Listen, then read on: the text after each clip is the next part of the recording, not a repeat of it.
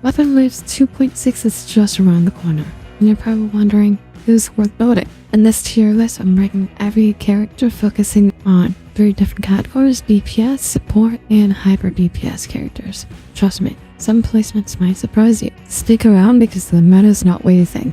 We'll unravel these game changer characters and see how they stack up against each other.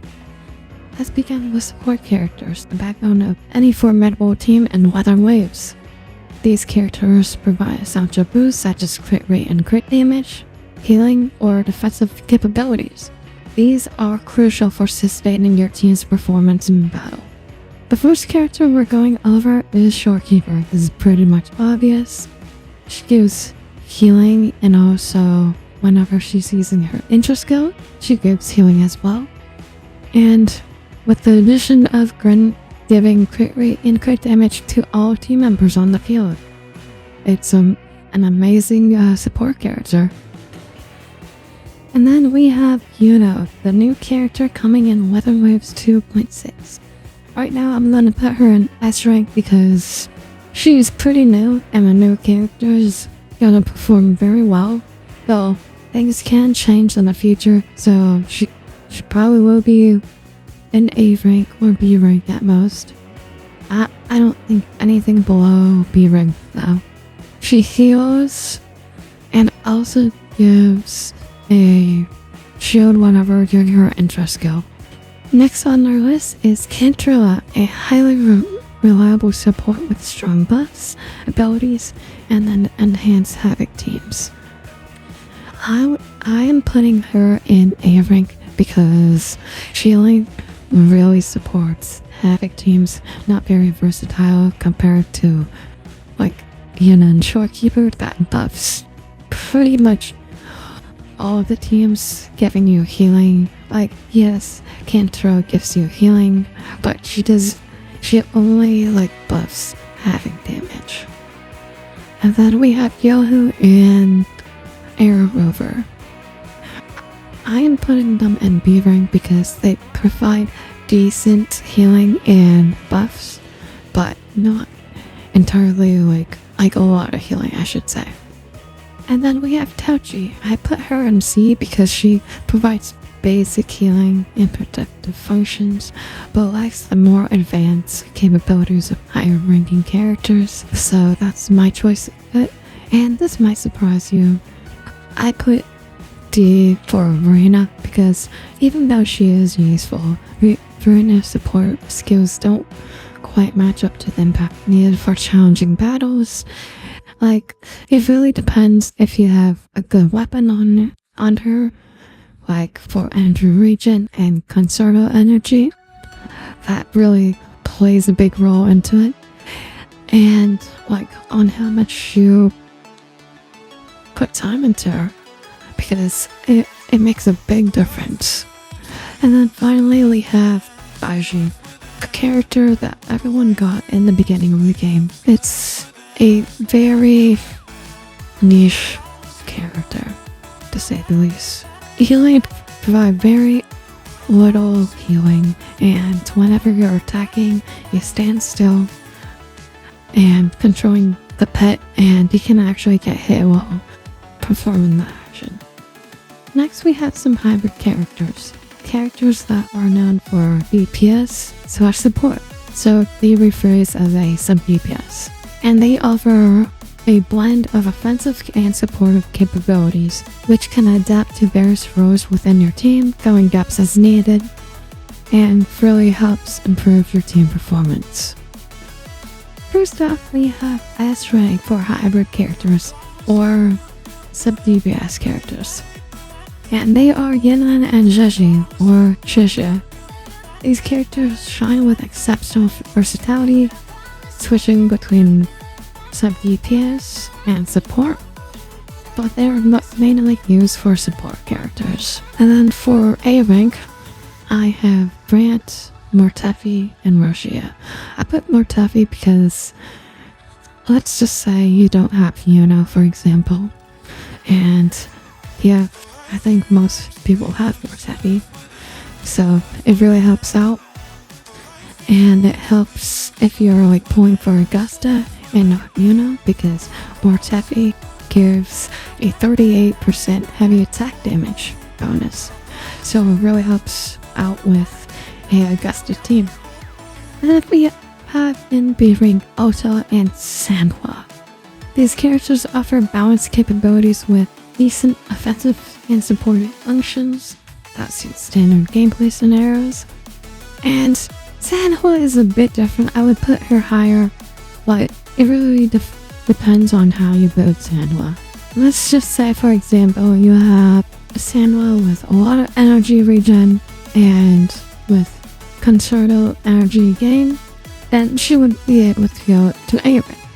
If you would just build her as a DPS character, then she would just be in B ranked. And 𝕿𝖒𝖊𝖊, well, let's just say it's 𝕿𝖒𝖊𝖊, and we don't need to discuss further. From one of the 3 characters we got for free, we have 𝕿𝖎𝖒𝖊𝖊𝖘 for C rank. She was a very good DPS character, but then moved down throughout the timeline of Wuthering Waves. She has basic hybrid abilities capable of contributing to the team, but lacks the finesse and impact of higher tier characters now. Since we're in the 2.x of the game, and well, she was released in 1.0. So that tells a big difference of how 1.0 and 2.x are. And then we have D for 𝕿𝖒𝖊𝖊𝖘, another character we get for free. While they would perform both roles of DPS and support, there are many characters that does her job so much better. Let's just say for Rosia. Rosia pulls the enemies together so easily, much more for 𝕿𝖊𝖊𝖊𝖘, because 𝕿𝖊𝖊𝖊𝖘, you gotta build up her forte to do that, or her ultimate, and it takes forever to do that. Rosia, she can just do a single skill and does it much better. And the moment we all been waiting for, main DPS characters. Next we will have main DPS characters, the primary damage dealers in Wuthering Waves, based on their performance. Alright. S rank, we have Jinshi, Changli, Camellia, Carlotta, Augusta, Karthia. These are all characters that define peakness of their prowess, their attack, and power. They swiftly defeat foes, and it's not even a competition at that point. And then we have for A rank, we have Xion, Encore, Zhangliao, Ferlobo, Lupo, Zani, and Danjin. And I had to add Danjin. I was a Danjin main once, and we gotta respect that Danjin mains here. And also, I put Xion in A rank. They could be lower, but I really think Xion could be S rank or A rank because of the fact that is going to be adding a meta to heavy attack damage dealers of giving 50% heavy attack damage on it in her outro skill. That is insane. For B rank, we have both rovers, the Spectro and Havoc rover, the first 2 you get in the game, Jinshin, CB, and Kocharo. These characters offer a good DPS role. Actually, you know what? I'll switch Phoebe to A rank because Phoebe is much better. Okay, anyways, B rank characters of Rover, Jianshan, and Goro. These characters offer a good amount of damage, but from the upper tier characters we have already, they are a bit lacking, let's just say the least. And C rank, we have Lumi, offering basic damage abilities. I mean, her basic ability is dashing and shooting that beam of light with her hamster. So, I mean, there isn't much to it. And also, she does use her sword, but doesn't. Her main primary of damage is using the dash attack. And then we're gonna skip D rank because there's no character in D rank. We're just going to F. Bang yang. Okay, I think we all know the reason for this. He does short in damage, and he struggles to make a significant impact in the challenging situations. He goes in the air, like you can dodge it, but you can barely dodge it, and doesn't show his true potential of like what damage he can actually put out. So that's why he's an F. I think it's self-explanatory at that point, but just in case.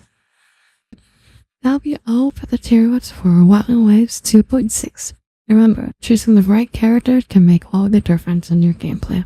Whether you're relying on a support, DPS, or a hybrid sub-DPS, each choice can reshape your team dynamics and lead you to victory. Stay engaged, let the different combination, and have fun. That's the most important thing. So I hope you guys all enjoy, and good luck on your best or unit pulls if you're pulling.